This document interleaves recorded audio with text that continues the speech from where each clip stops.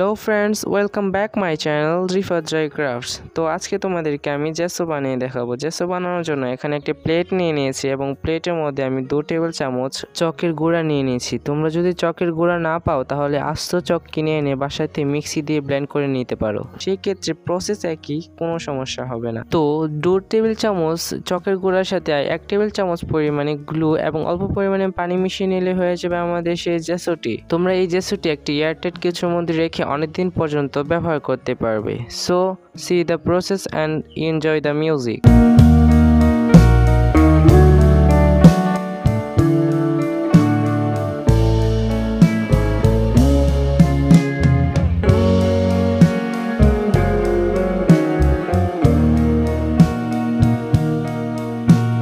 ভিডিওটা ভালো লাগলে লাইক, কমেন্ট, শেয়ার করতে ভুলবে না। আর চ্যানেলে নতুন হয়ে থাকলে চ্যানেলটি সাবস্ক্রাইব করে দিও। দেখা হবে অন্য কোনো ভিডিওতে। বাই।